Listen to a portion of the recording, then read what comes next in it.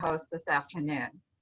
Today, we wanted to again provide updates regarding the latest and most reliable information available regarding business preservation and recovery during the COVID-19 crisis.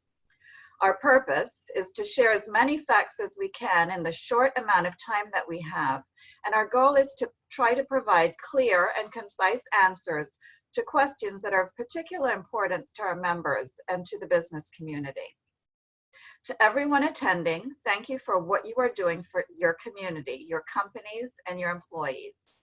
I am pleased to work for FPL, a company which is a strong supporter of the Alliance and who has supported our employees throughout this pandemic. We have 5 great presenters today, and we'll be taking questions throughout the meeting. If you have a question, please send it to us by way of the chat button that you'll find at the bottom of your Zoom screen, and we'll get to as many as we can.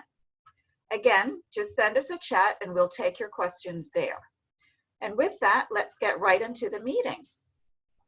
I'm very pleased to call in our first presenter, who must be one of the busiest people in Broward County these past few weeks, to talk about the questions on everyone's mind relating to the health of all of us. Dr. Paula Thackey, the Director of Florida's Department of Health in Broward County. Dr. Thackey, welcome. Thank you, and good afternoon, everybody. Thank you for allowing me to share a little bit about our COVID-19 response here in Broward County. So we at the Florida Department of Health in Broward County activated our incident command for COVID-19 at the end of January. And we started as soon as CDC and the Department of Health began to provide guidance, whether that was for physicians, hospitals, businesses, long-term care facilities, educational institutions. We maintain blast email lists of all of those, and many of our community partners helped us as well to blast out the guidance from the beginning. We also, at the beginning, our epidemiology staff worked very hard and continue to work 24/7 to provide consultation to healthcare providers. And at the beginning, we visited every one of our 16 acute care hospitals, which we always do in situations like Zika, Ebola, H1N1, and made them aware of the issues around COVID-19, what the criteria were for testing, and of course, how to contact us 24/7, which they knew anyway. And so we started testing here and advocating for testing that needed to be approved by CDC very early in this process. And what that allowed us to do, it allowed us to trace contacts that we identified and to make sure that those folks knew that they needed to stay home for the 14-day period. And at some point, we were monitoring thousands of people on a daily basis with regard to their health status. Then we started testing here at the health department according to public health criteria, again, increasing our numbers of positives, because if you increase testing, you're going to increase the numbers, but that allowed us to be very proactive with regard to containment. Public information was another very important, and is another very important part of our response. We printed hundreds of thousands of flyers and distributed them to the community, to our businesses and our community partners. And we made a special effort with regard to our long-term care facilities, our nursing homes and our ALFs, as well as our senior independent living communities. And so we hung 60,000 bags of information door to door in our senior independent living communities. And we started providing the most updated guidance to our 271 ALFs and our 35 skilled nursing facilities. And so staff went out to those facilities. They provided them with all of the prevention posters and flyers. They provided them with all the guidance.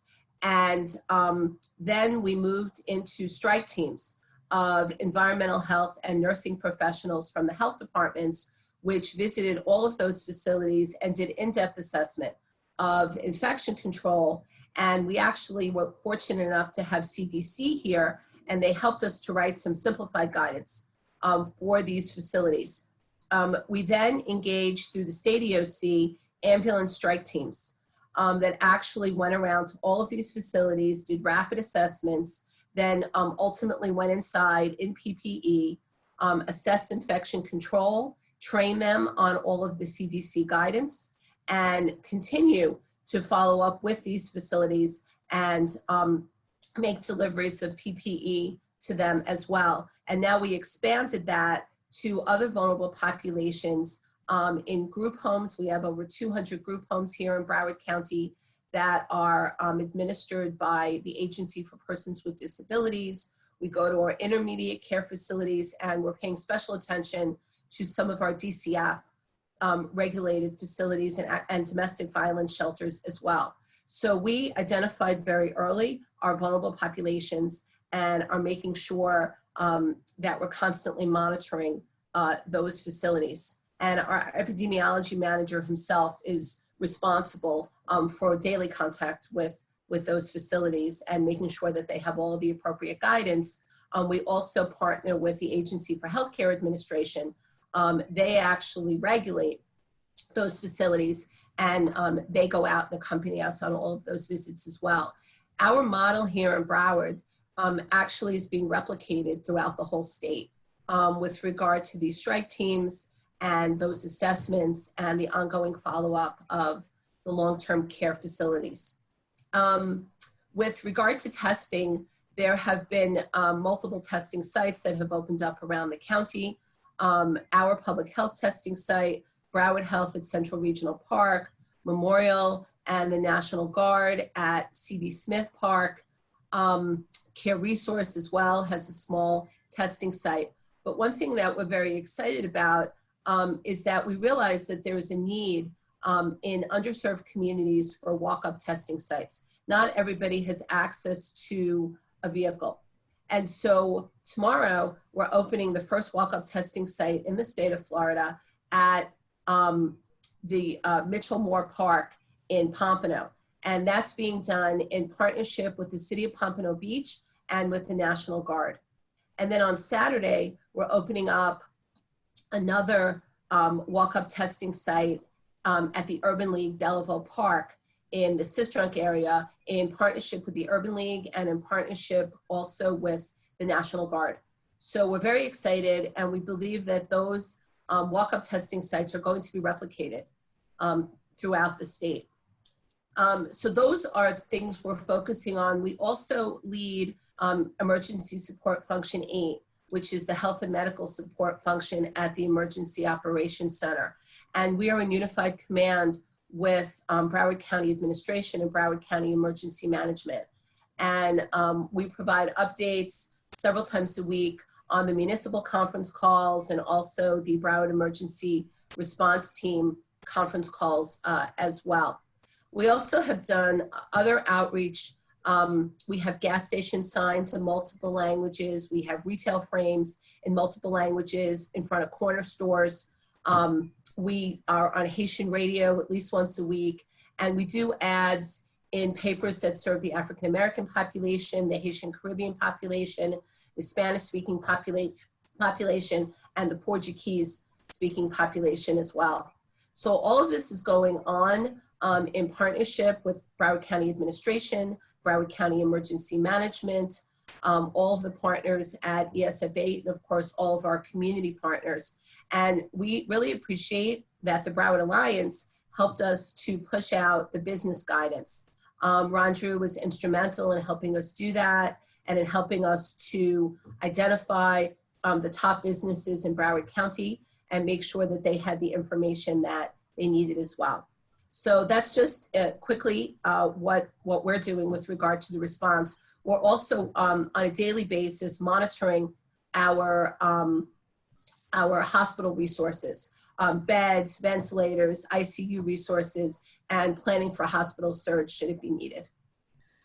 Wow, that's tremendous, Dr. Thackey. So that was so very informative to learn first how at the beginning stages of DOH's reaction, and to hear that Broward is now leading in terms of the strike teams and now being the first walk-up testing site. We are very heartened and very, you've really instilled confidence in us that we have a really great DOH group here, and thank you so much for all of that. So of course we do have a few questions of you. You know, this is one that has been asked many times, but we always seek further guidance. Do you have any thoughts, or what is the thought of when Florida will hit its peak of cases? So there are models that have been provided by the University of Washington, the IHME model, and we look at those same models. They're publicly available models. They're on a site called Hospital IQ, and they incorporate our case data, our hospitalization data, and of course, unfortunately, any deaths that occur. And so those models change on a daily basis based on the data. And they talk about when there could be a peak, and then they provide a projection about the use of hospital resources, and we compare those to available resources, and then they provide also a projection of what the high would be, and we compare those to available resources as well, and then we provide that information to emergency management and to Broward County administration. Okay. Well, thank you so much for that. We do have some more questions for you, but we will hold that till the end of the call so that we can hear from some of our other presenters today. Moving next to State Representative Chevron Jones. Representative Jones, we are so pleased to have you, and we know that his district, 101st District, includes Southeastern Broward County, and he has been a member of the Florida House of Representatives since 2012, serving as a Democratic Deputy Whip from 2014 to 2018, and the Deputy Democratic Leader from 2018 to 2020. We're so pleased to have you, Representative. Please do share. Oh, thank you so much, Julia. It's so good to be with all of you today. Hope you all don't mind my hat. I'm in the office by myself getting some work done. Maggie, I appreciate the opportunity for what you for inviting me, and Dr. Tacky, and to Bertha.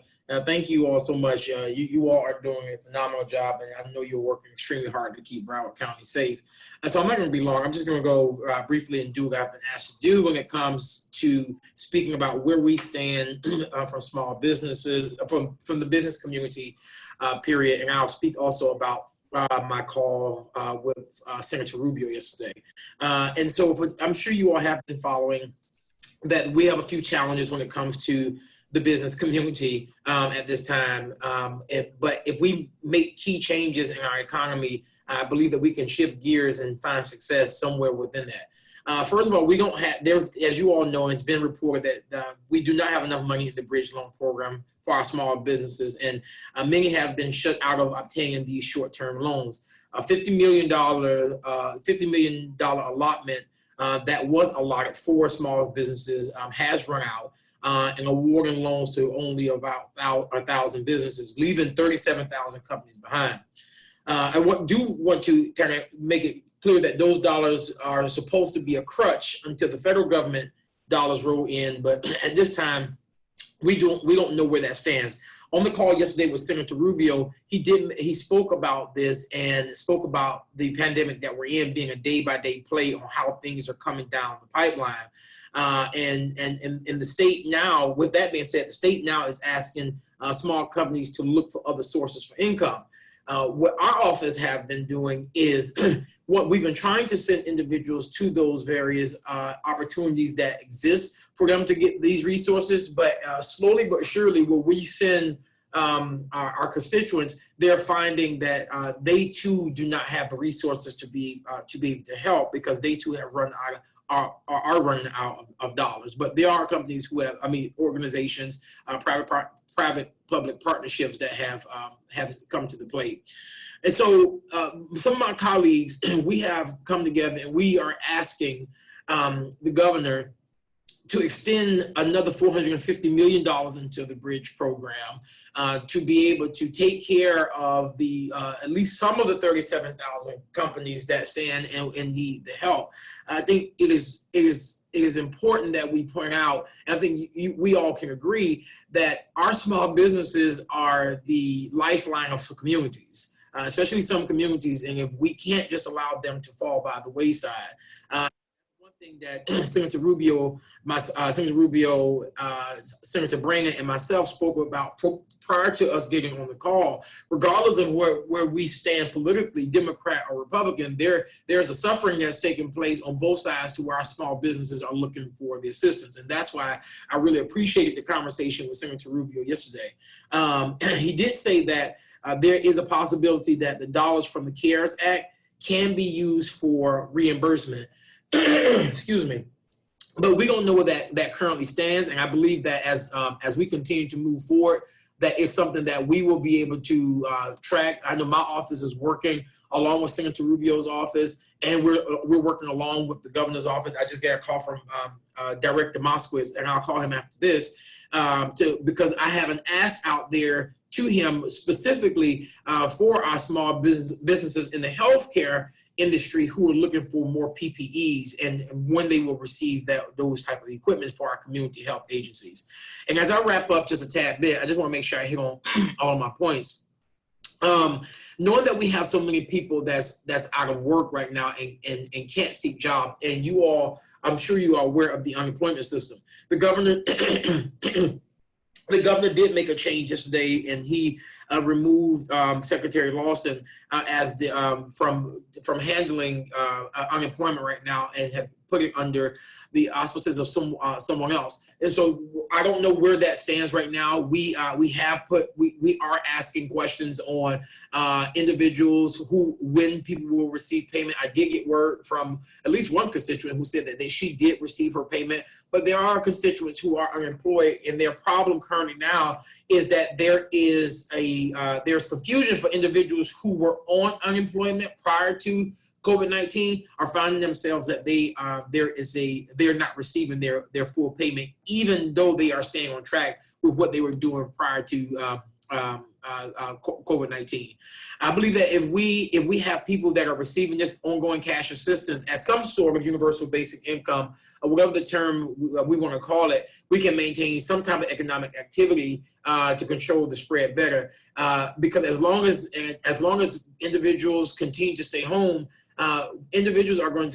people are going to start panicking. And I can tell you that in my district, that's what's happening. There are a great deal of people who are panicking because they are trying to figure out how will we get out of this even after COVID-19 is over. So in order to gradually open up sectors of the economy, I truly believe that there's an opportunity in offering some type of testing so that we know who has had the virus and who can participate fully in the economy, both from a consumption and a production standpoint. But that is an option that we would need to comprehensively investigate.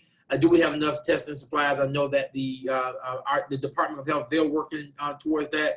And then the question also becomes, do we have enough money? Because at the end of the day, if no one is healthy, then individuals can't work. And so our office is committed to working on both sides of the aisle because I believe it's important. I believe party politics need to be set aside at this time. And I think that this is the time that both, and this is my commitment, is working with my colleagues to bring relief to people as best as possible. Thank you, Representative Jones.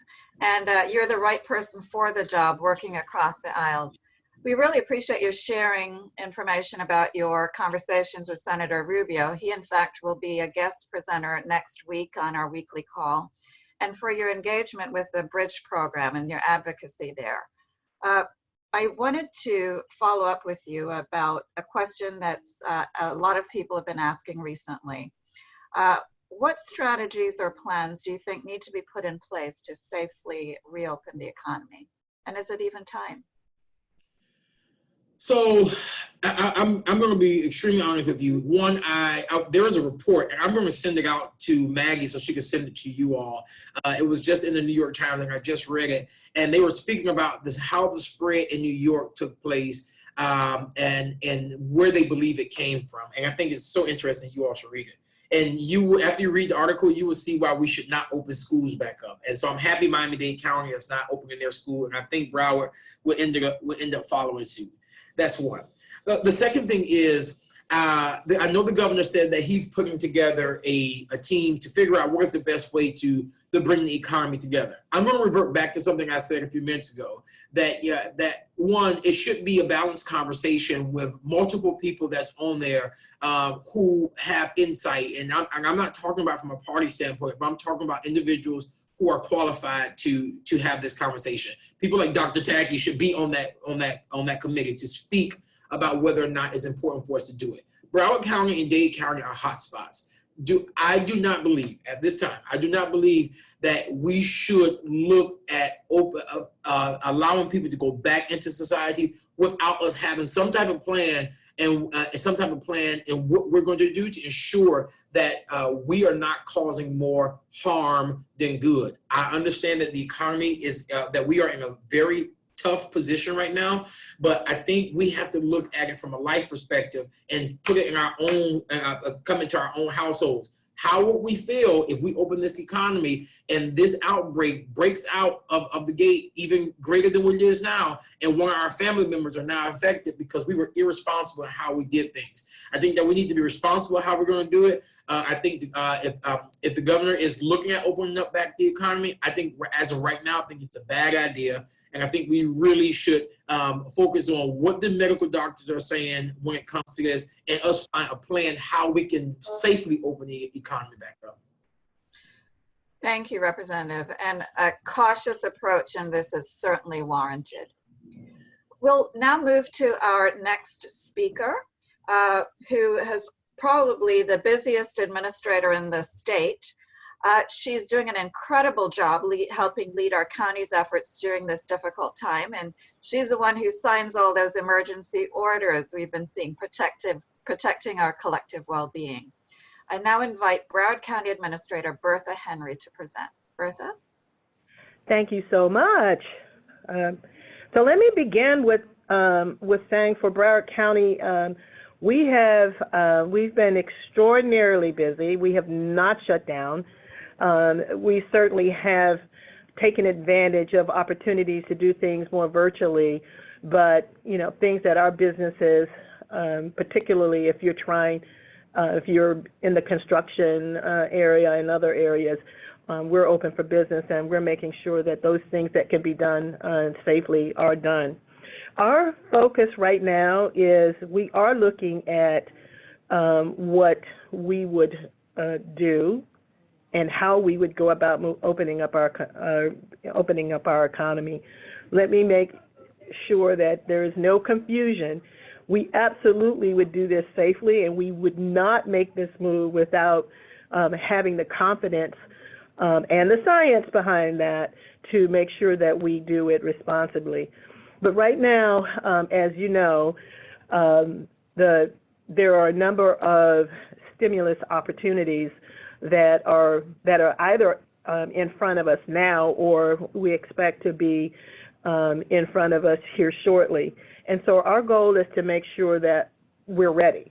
We're looking at all of our capital projects. We're getting them, doing the assessment to make sure that they're shovel ready, and that when the market accommodates and or there are resources that come our way, we're able to take advantage of them quickly.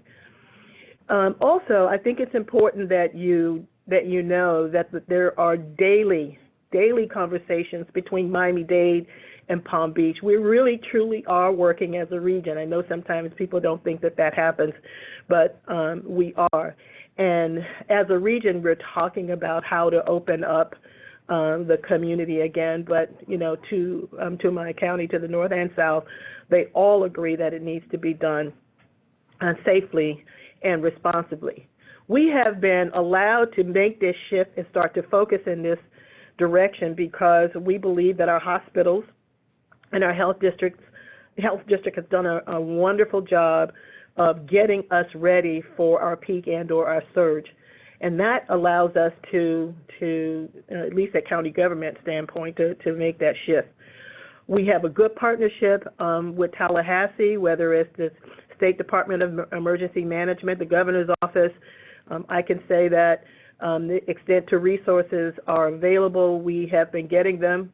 Do I believe we have everything that we need? No, but it's a steady stream now. And as long as the stream remains constant, that allows, again, administrators like myself to really start to focus on how to, on our economy. We understand that small businesses are the crux of who we are here in Broward, and our Office of Economic Development and Small Businesses, obviously, as well as the Alliance, they too are really, really focused on that. We're trying to make sure that our businesses take advantage of every program that makes its way from either Washington or Tallahassee. So at this point, I'll just respond to questions. Thank you so much for that update. Hearing about the collaboration across the region as well as with state government is very compelling, and I think it's almost an imperative. And we are not surprised that you are taking that approach. We do have a few questions. The first is what is being done to address the COVID-19 concerns on public transportation? So on public transportation, we've done a number of things. I'm going to start with thinning out the amount of individuals that can ride a bus. We've had to put some additional service on some of our routes that are more heavily traveled, so that people can at least have some distancing while they're on the bus. We have made sure that our bus drivers are not interacting with the public as much as we can. We've instituted a program where people now enter from the back of the bus, and because there's no fees. So there's no money transaction at this point, since many of the businesses are deemed non-essential, so it has reduced the traffic on our buses significantly. But those that do need to get to essential services and utilize our buses, they're there.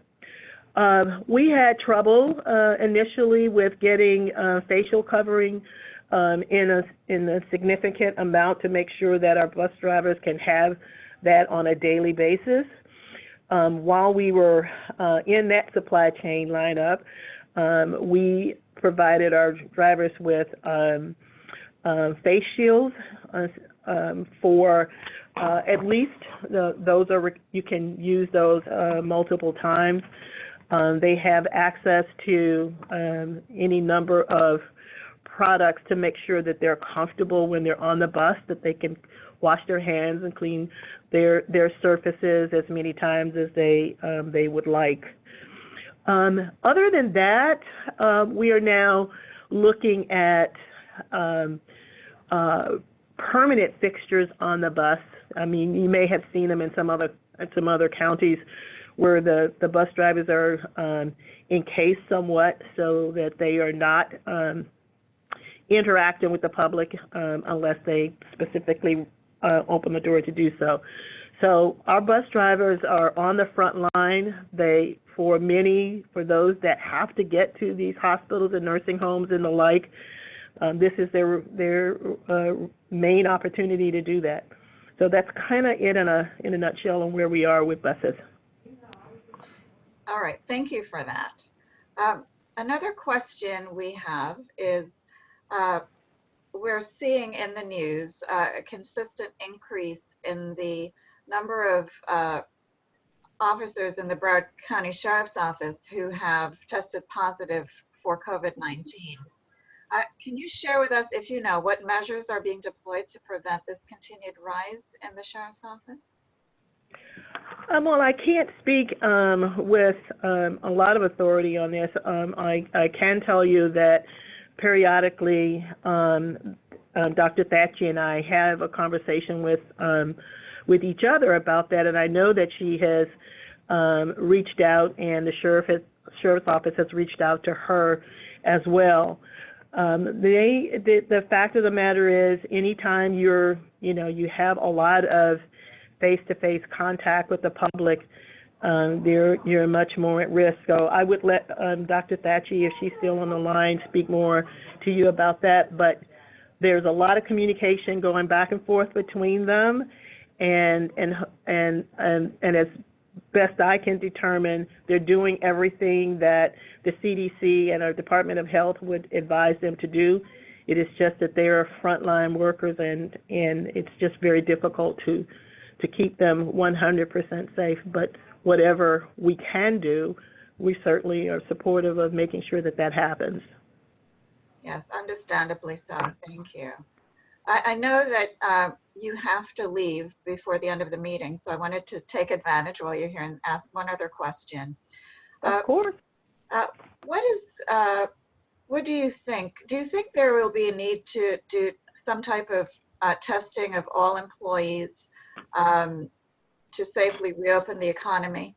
In other words, employees before they restart work. Is that something that's been discussed or contemplated?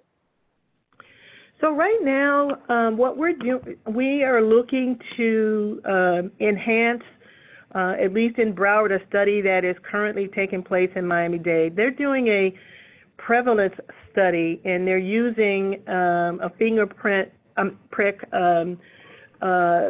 means of assessing whether an individual has the COVID-19 antibody. Are they active now in the disease state or the virus state, or they, at least for that period of time, are free? They're going to do about a study group of about 20,000 in Miami-Dade.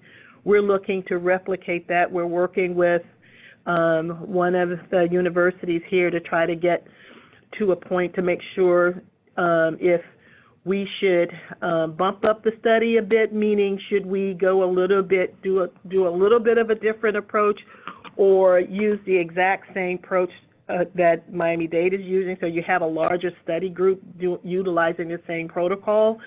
But the goal there is for us to tell us a lot more about how prevalent this virus is in the community. And I think once we have that information, it will really guide us on what's the best way to do that, because we do know that there are a lot of people that are asymptomatic, and some of the testing can be pretty intrusive. If they really perfect the fingerprint, that might be something that would make sense, but right now that test is just for test purposes. You can't use it for real diagnosis. It's not been approved by the federal government for that purpose.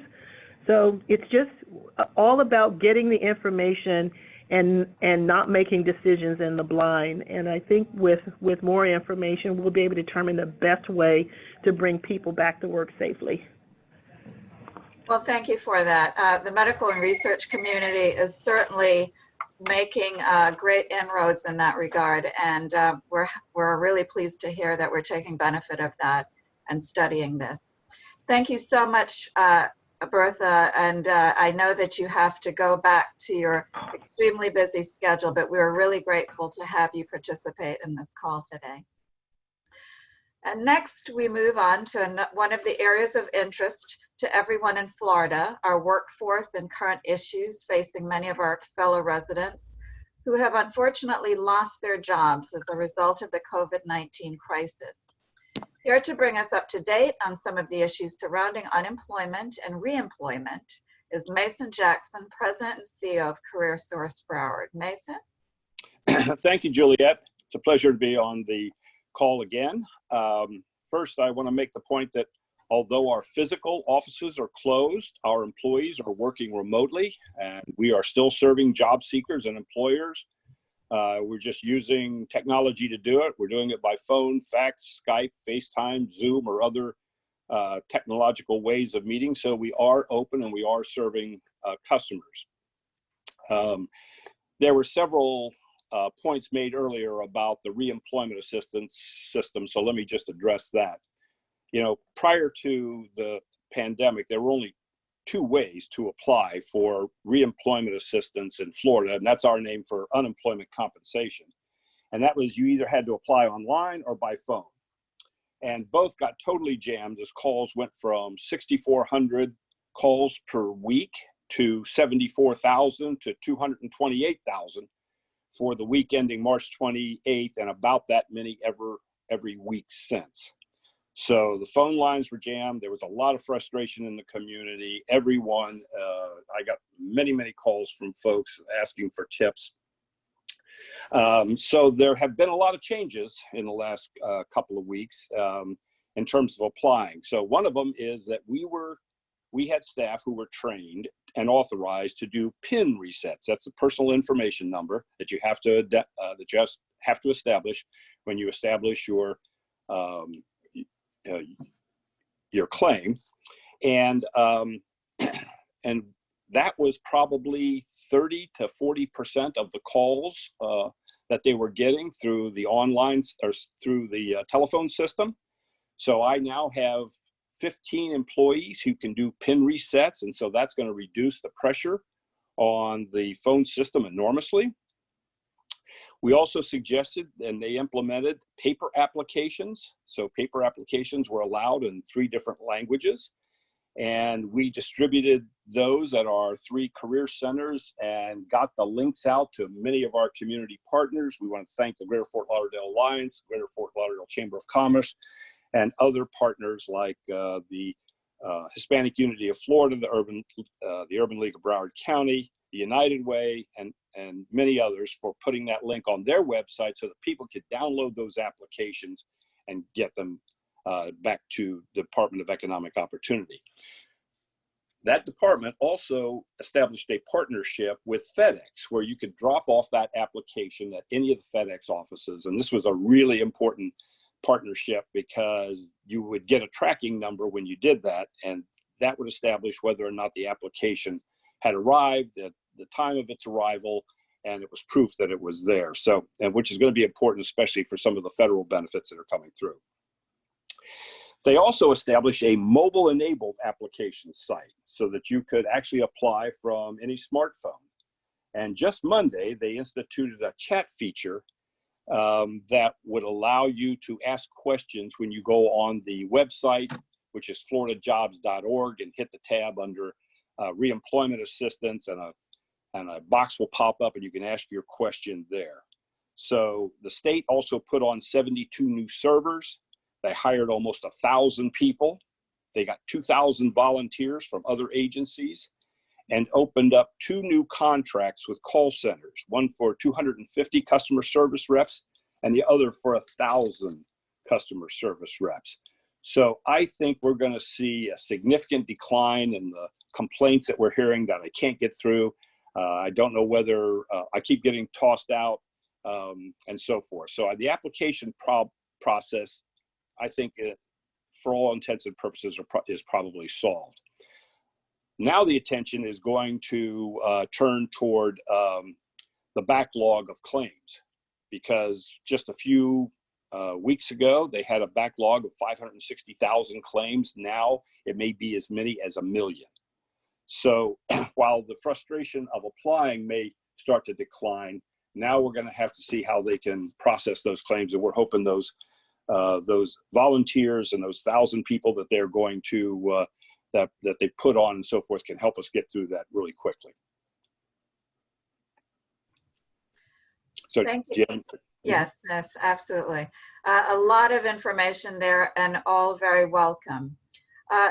You know, I have a question here for you, Mason, from someone who sounds a little frustrated. And I was thinking about when you initially started reporting about the difficulty, you know, getting through on these lines and online. And it's, you know, it's difficult to be patient when you're frustrated, but I don't know that there's any system that can contemplate this heightened elevation of use. That being said, we have someone on the line who's been trying to create a short-time compensation plan in Connect since last week. And despite system upgrades, keeps getting kicked out of the program. Yesterday, the system was shut down completely. And so is asking what other options, such as paper applications, are available to employers trying to create these plans for employees whose hours are being reduced. I haven't heard of a paper application for the short-time compensation program, but I would definitely go on the floridajobs.org under reemployment assistance.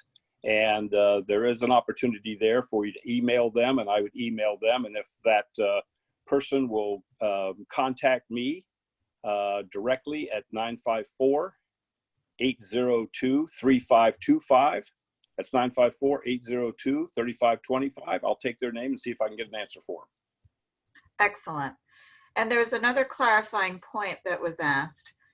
They wanted to know with those short-time compensation benefits, whether those benefits would be paid according to the plan effective dates or the application dates.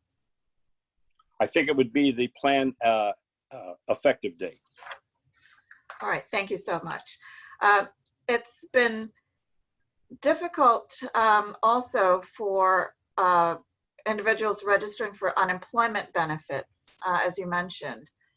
Any tips to make that process easier?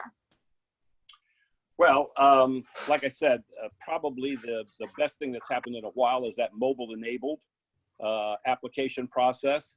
So if you will go to floridajobs.org/RA application, you can file by your phone. So that's a good way to do it. I would also use that chat feature if you've already filed or you're in the middle of filing and you have questions, you can do that as well. And I would recommend to people that they try to file both online and by paper application. At the state level, they'll compare and so forth, but that way you have a double chance of entry. Just a few days ago, I learned, however, that they are going to shut down the Connect system, which is their computer system, between the hours of 8 p.m. at night and 7 a.m. in the morning for maintenance. And that's going to be done nightly. So in previous calls, I have said maybe it would be good to try and get on during the wee hours of the morning, get up in the middle of the night and try and get on, but now they are shutting that down. Well, thanks for that heads up. That is disappointing, but Yes, it is. yeah. Well, again, another challenge that we will overcome together. And thank you so much for that. You bet. Right now, I'd like to shift to talk about the social net in our community and some of the programs that are in place to help those in need. United Way has been doing a tremendous job. They were first to come on board to create a fund for COVID and doing a lot with food insecurity and financial assistance and working with nonprofits. We would love now to ask Kathleen Cannon, the President and CEO of United Way Broward, to share. Kathleen? Juliet, Alliance, everybody on the line and Zoom, thanks for tuning in. We are all thinking about you so very much, trying to respond. Juliet had talked about the safety net here in Broward, and there are so many folks working together, the nonprofits, funders, the cities, the county, the Alliance, the chambers, public policy, really trying to work together. The collaboration and cooperation has been extensive and amazing.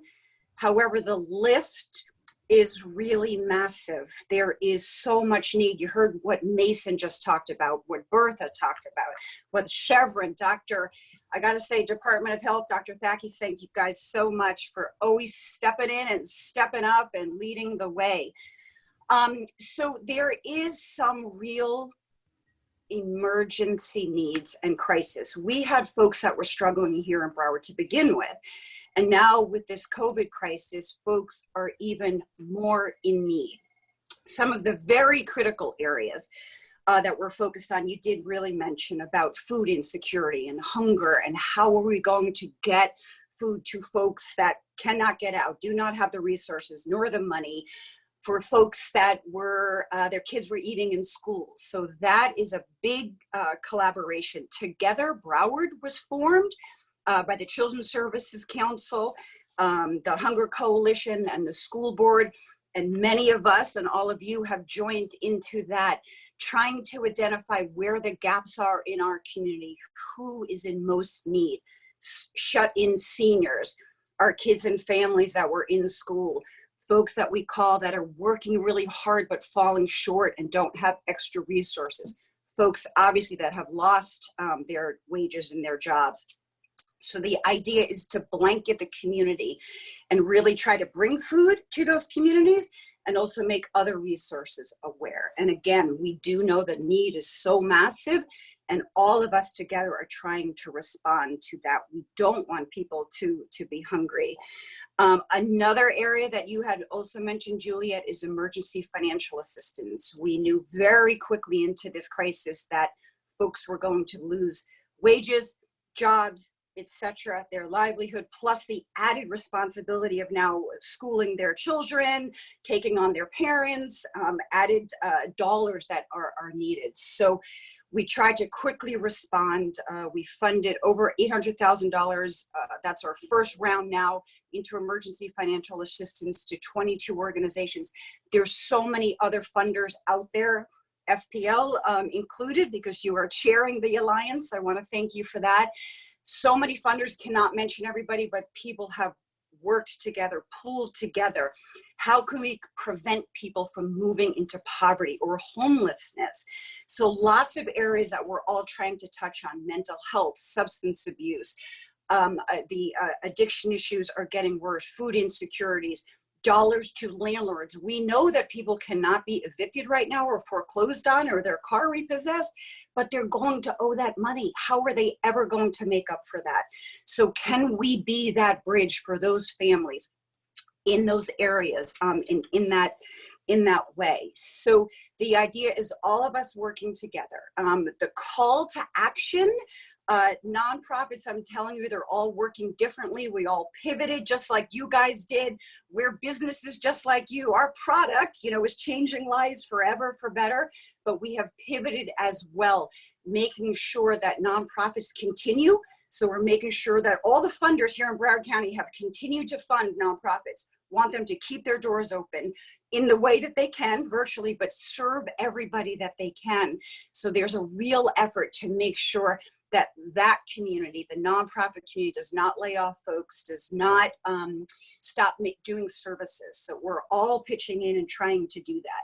Now, for services, we have a centralized number here. It is 211, simply 211. No area code is needed.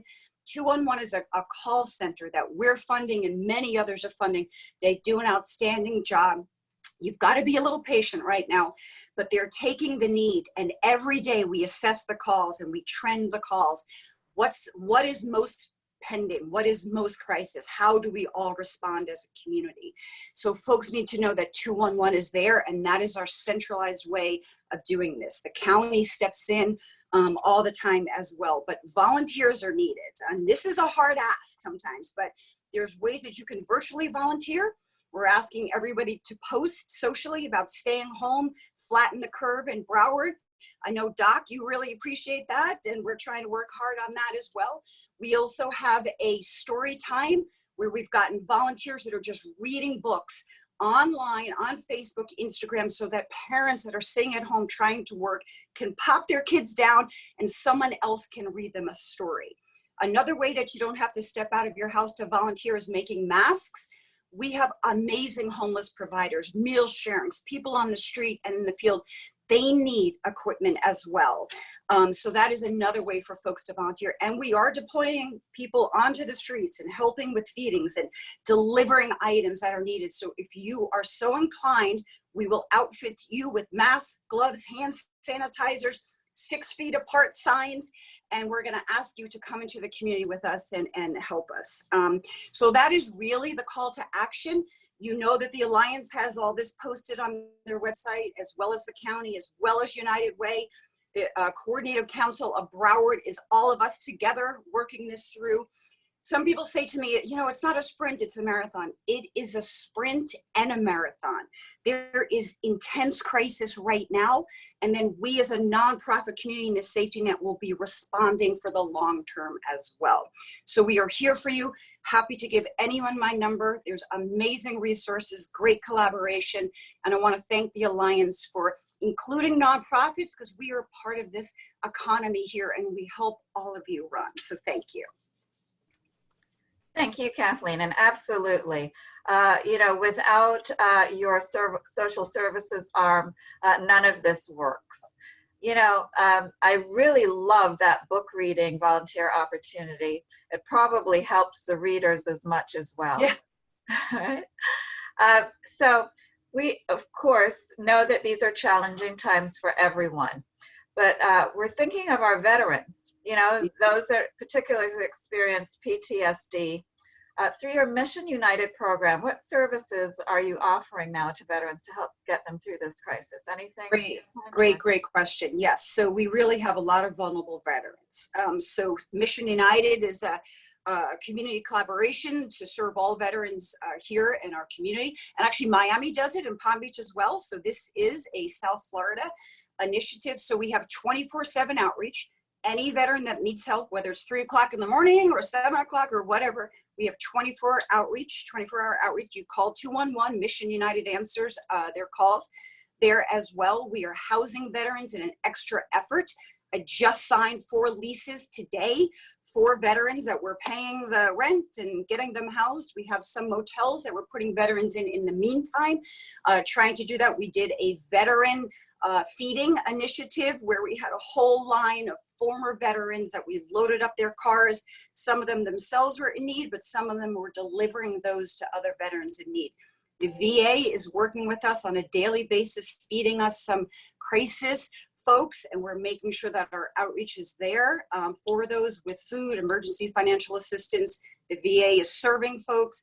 But that is another community effort. And if anybody wants to volunteer to deliver services and food to veterans, we do need that as well. So we want to be able to support that community. And our seniors, you know, we have a lot of seniors here too. So we have a great effort going out for our senior community as well.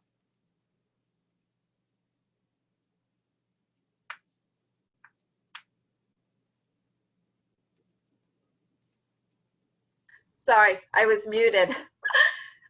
I know that United Way has done a lot with the homeless population, and we really applaud your work in the past.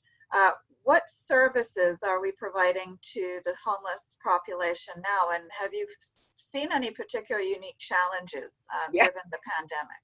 Yes. So first of all, the homeless population, especially chronic homeless, is already extremely vulnerable. Much serious mental health issues, some addiction issues, a lot of coping skills. So already it is such a fractured community. And now shelters are so important here in Broward, and there's actually no COVID cases in shelters. You got to give a big shout out to those homeless providers. But right now, not taking new homeless in because it is so trying to protect folks that are in tight quarters and doing some of that. So there really is an influx of homeless. We had to close day respites. That's where kind of homeless go during the day to get some meals, to get some services. But again, due to this pandemic and how contagious this is, it is hard to social isolate and take care of that. So there's new challenges in that. But there is communication with the city and United Way and some providers and the county of how can we kind of jump in and try to assist in this very difficult time with homelessness. So there's new efforts put out. There are some communities that have opened hotels. There's some communities that have asked the homeless to come into a significant area in a park, etc.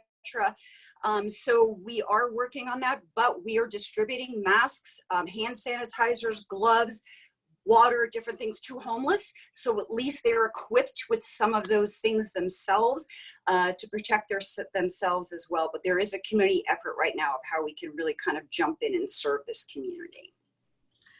Thank you. It's great to hear that masks and protective equipment is being distributed to them. And, you know, unfortunately, the most vulnerable are always the most at risk. But it's great to hear that we're working toward getting as many of them into shelter or being taken care of during this crisis. I'm going to open this up to the panel now. And really, the first question I have is again of Dr. Paula Thackey. You know, we were just talking about homeless population and mental health being one of the challenges there. What is the department doing to address mental health concerns as a result of COVID? So the Broward Behavioral Health Coalition is the managing entity for publicly funded mental health services and substance abuse services. And of course, DCF is the state agency that oversees that. And so Kathleen mentioned the Coordinating Council of Broward, and of course the Broward Behavioral Health Coalition is part of that group as well. And so there are many agencies that are working together under the leadership of the Broward Behavioral Health Coalition. With regard to specific facilities, I talked about long-term care facilities, intermediate care facilities, APT group homes, and there are DCF regulated substance abuse treatment facilities that have had issues with COVID-19. And we at the health department have been very aggressive with regard to helping them with infection control, cleaning, disinfection, going as far where there were pregnant women and children involved, to work with our hospital districts to have the residents monitored via telemedicine. And so all of that is going on. I don't know if I could jump in on that, Juliet and Doc. The health department is such a lead in so many areas. And we do know that substance abuse and mental health folks are at greater risk right now. The Broward Behavioral Health Coalition is doing an amazing job, and folks again are coming together. So there's still, the Suicide Coalition is still running. The opiate task forces are still running. Treatment centers with new protocol are still running. Outreach to those difficult communities and populations regarding mental health, substance abuse in a different way, but still trying to round people up and do that. And there's a real effort now to do behavioral health and mental health for first responders and their families, because of the extra stress and the extra resources that they are having to lend into this community. So there really is, through the Broward Behavioral Health and many other providers, as well as the Department of Health in the county, United Way, Children's Service Council, et cetera, really trying to focus on the community. The last thing we want is to start to ignore some of that, and then those crises become worse. And then, oh my gosh, then we've got to back up and try to treat that again. Let's try to maintain all of those services that are happening in those areas so that we don't have more of a crisis. So it's important not to stop doing everything just to focus on COVID, but to do all of that holistic management of services and entities and organizations to be able to holistically manage all of our community and our family. Thank you, Kathleen. It certainly does take a community. This has been a great example of that. I'd like to close the questions now. We're getting close to our end of our time, and thank all the presenters for their insightful guidance. It's been extremely helpful. And again, thanks to each of you for what you're helping to do, get our community through these times. To close, I'd like to call on Bob Swindell, President and CEO of the Greater Fort Lauderdale Alliance, to close us out. Thank you. Bob?